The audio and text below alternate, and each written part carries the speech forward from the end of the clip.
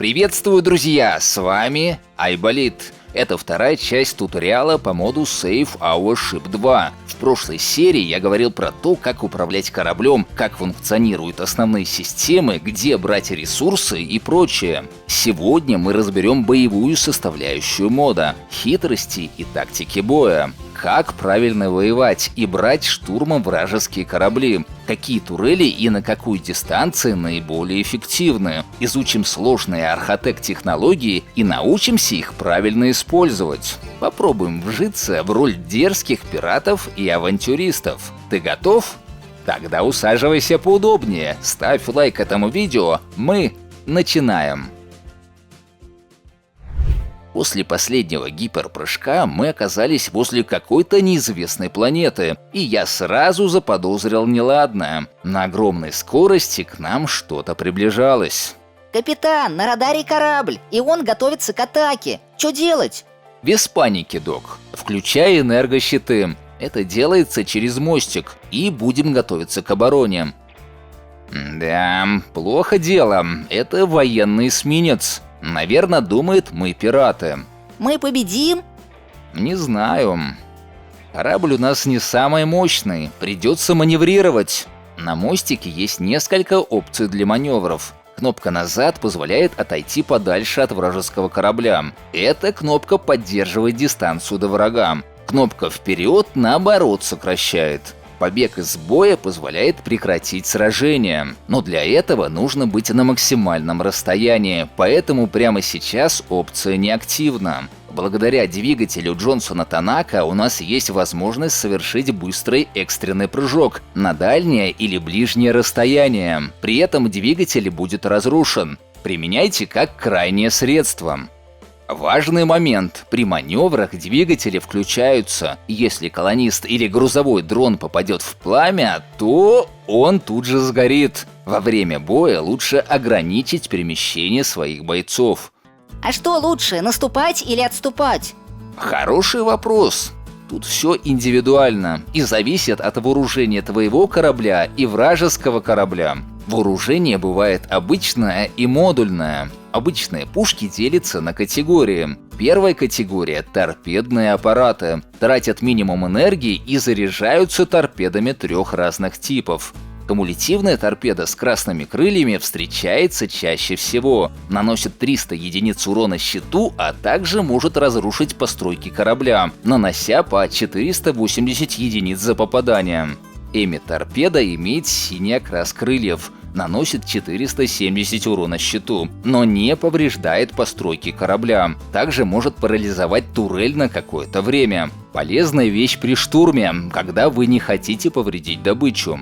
И, наконец, самая мощная гранульная торпеда. По моим замерам наносит от 1500 до 3000 урона щиту, а также очень эффективна в разрушении построек корабля. Но создавать такой вид торпед очень сложно и дорого. Требуется особый редкий материал – экзотические частицы. О том, где их добыть, я еще расскажу. Из минусов торпед – очень медленная скорость, и их надо постоянно производить, но зато стреляют на любое расстояние.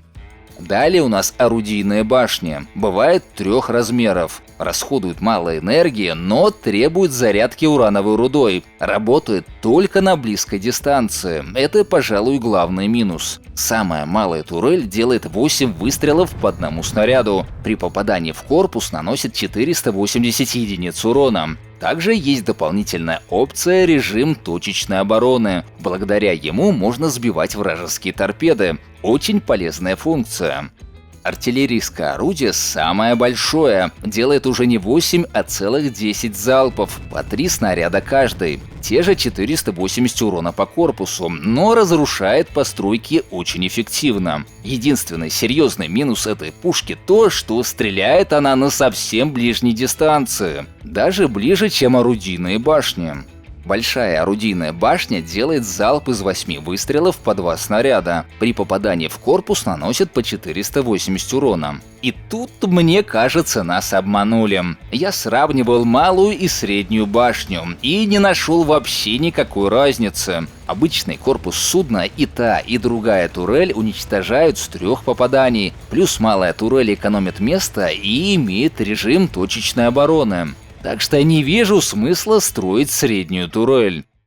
Лазерные турели бывают большие и малые. При стрельбе тратят много энергии и работают лишь на самой ближней дистанции. Малая турель наносит энергощиту 150-250 урона, а корпусу корабля от 120 до 500 единиц, в зависимости от того, сколько импульсов попало в объект. Как и у малой орудийной башни, у нее есть опция точечной обороны. Большая лазерная турель наносит значительный урон щиту, а при попадании по корпусу за один залп может разрушить несколько секций. Далее у нас плазменная турель, потребляет среднее количество энергии, может стрелять на ближние и средние дистанции, но непригодна для сбивания вражеских торпед.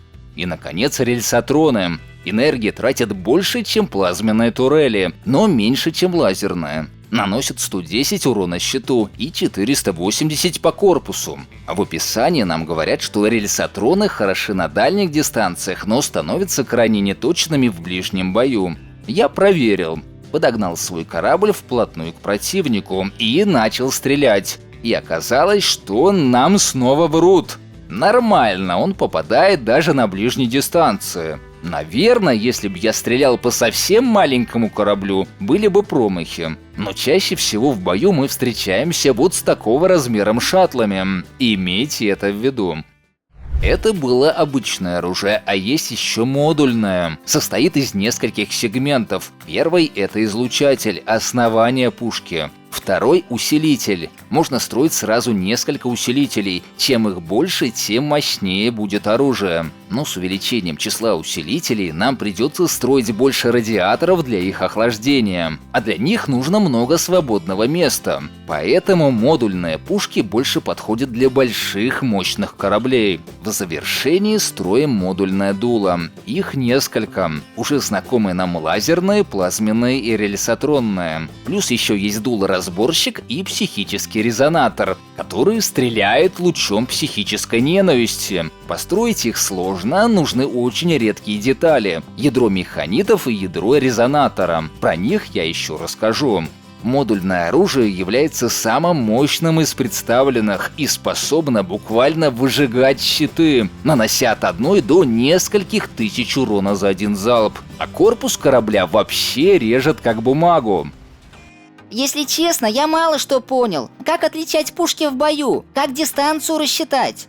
Ничего сложного в этом нет. С правой стороны во время боя у нас будет вот такая линейка. Белая фигурка — это наш корабль, красная — враг. Если фигурка смотрит и двигается в нашу сторону, значит корабль летит к нам. Если повернулся обратно, значит пытается отступить. Еще есть 3 треугольника с разными цветами. Они подсказывают нам, где какая турель будет эффективна. Красный — это цвет лазера, зеленая — плазмы, а фиолетовый — рельсотрона. Также сами выстрелы окрашены в те самые цвета, и вы всегда поймете, какое орудие стреляет. На мостике выбираем оружие, затем выбрать цель и указываем на вражеский корабль. Можно отдавать приказы каждой турели по отдельности, но все-таки проще выбрать все сразу. Полный вперед, начинаем сближение. Ты уверен? Да, док, смотри. У нас на корабле очень много лазерных турелей, которые не достают до противника. А вооружение врага — это в основном плазменные пушки и рельсотроны. Нам надо сближаться, пока нас не расстреляли издалека. Их главная мощь — вот эти 2 модульные пушки.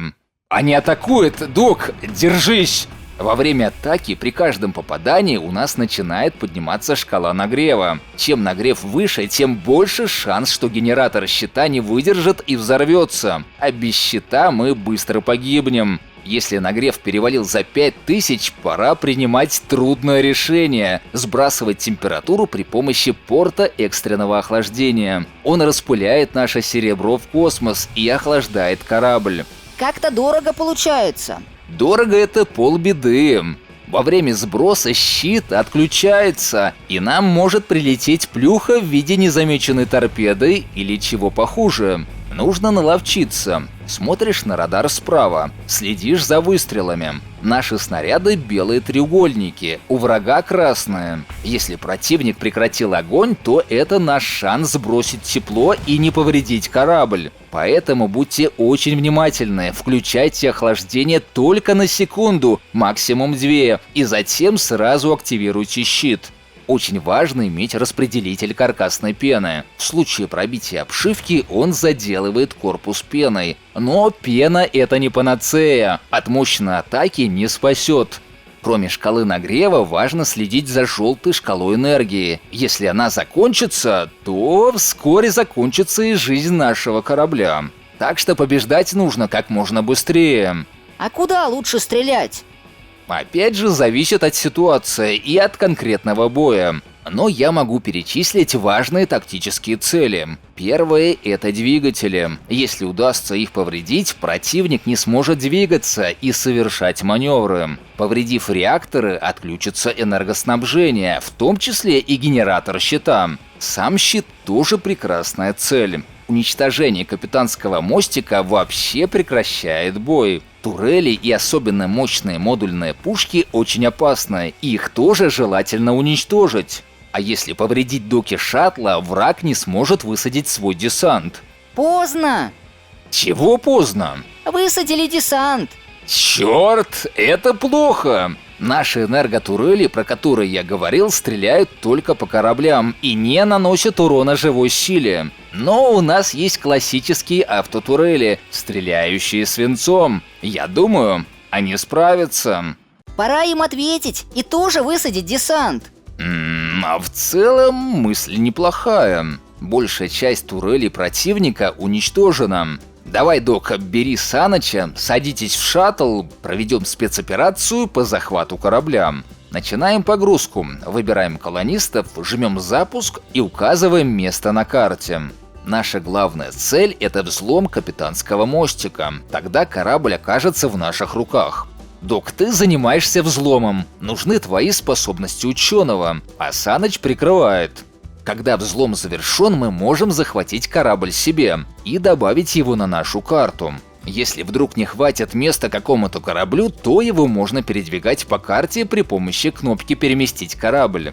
Существует множество типов кораблей, и во время боя каждому нужен свой подход и своя тактика. Я показал лишь один из возможных исходов сражения. Где-то лучшим выходом будет просто сбежать с поля боя. А для побега очень важна тяга. Узнать о ней можно на капитанском мостике в информации о судне. Соотношение тяги к весу может быть ниже единицы или выше. Для пиратства желательно иметь быстрый корабль. Тут либо вес делать меньше, либо двигателей нужно больше. На вес влияет все то, что построено. Сам корпус, турели, станки и прочее. Предметы, которые хранятся на наших складах, не влияют на вес судна, пока вы что-нибудь из них не построите. Что касается двигателей, они бывают 3 типов. Малый, самый слабый, обычный, получше, и ядерный, самый мощный. Первые 2 заправляются химтопливом, а вот ядерному нужны урановые капсулы, как и нашему реактору. Еще есть двигатель Джонсона Танака, но он нужен только для межпланетных перелетов. Подробно о нем я говорил в прошлой серии, ссылочка на нее в правом верхнем углу.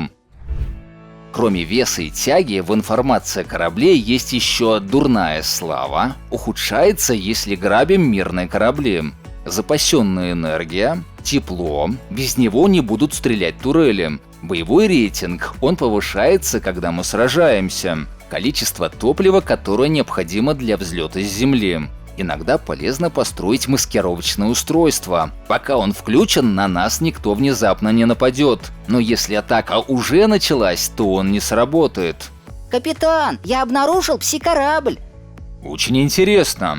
Давай посмотрим. Неужели Тот самый Архатек. Нам бы пригодились его технологии. Победить эту махину будет непросто, но даже у нее есть уязвимое место. Тактика зонда проста, если не сказать примитивно. Он дает один мощный залп из всех орудий, после чего следует пауза, пока турели заряжаются. Это дает нам время сбросить уровень нагрева при помощи порта экстренного охлаждения. Жмем «Включить щиты» и цикл повторяется. Вау, красиво как! Красиво. Молись, чтобы щит не накрылся, иначе мы красиво поджаримся. Придется потратить много серебра, но спустя какое-то время мы пробьем их щиты. Тогда стоит направить наши пушки на модульное орудие, и один за другим превращаем их в металлолом. Когда зонд уже не может нас атаковать, необходимо пробить дыру в центральном отсеке. Мы же не хотим воевать с механоидами. Когда дыра пробита, прекращаем огонь. Все, теперь нужно просто ждать. Уже скоро мехи начнут леденеть и перестанут функционировать. И нам останется только высадить десант и забрать все самое ценное. Разбирая некоторые объекты, мы можем получить экзотические частицы. Они нужны для особых построек, в том числе для производства гранульных торпед. Но самое главное – это взлом корабельного компьютера. Когда мы его завершим, у нас появится чертеж споры Архатека. И зачем она нам нужна? Очень скоро с помощью архоканала связи мы сможем изучить уникальные Архатек-технологии, которые сделают наш корабль воистину непобедимым. Меняется все. Мы теперь можем строить более прочный корпус, маленький, но эффективный радиатор, улучшенный генератор щита, который производит на 25 меньше тепла, чем обычный. Но это еще не все. Наша спора – это по сути искусственный интеллект, который обучается и развивается. У нее даже есть настроение, которое можно улучшить, если медитировать рядом или принести в жертву заключенных. Если этого не делать, спора может как-нибудь зло пошутить. Например, ухудшить наши отношения с какой-то фракцией или чего похуже. Со временем наша спора будет накапливать психическую мощь, и нам откроются ее уникальные возможности. К примеру, можно будет вызвать психический шок у врага, или психическое успокоение на всей карте, или наоборот безумие. За 10 единиц силы можно сделать колониста псиоником. Время от времени спора будет делать нам подарки. Иногда это могут быть очень редкие и ценные предметы. Например, ядро механитов и ядро резонатора. С помощью них можно построить уникальные модульные пушки и очень эффективный разборщик. Нам откроются особые квесты на планете, в космосе и даже на Луне этой планеты. Пройдя их, мы получим пилоны для нашей споры и превратим ее в настоящего Архатека, после чего... Впрочем, не буду лишать своего зрителя возможности самому пройти эти непростые испытания. Я же рассказал те основы, что помогут тебе успешно играть в эту замечательную модификацию. Если видео было интересным и полезным для тебя, то не пожалей для него лайка. И, конечно, подпишись на канал, чтобы не пропустить выход новых видео. С вами был доктор Айболит. До новых встреч!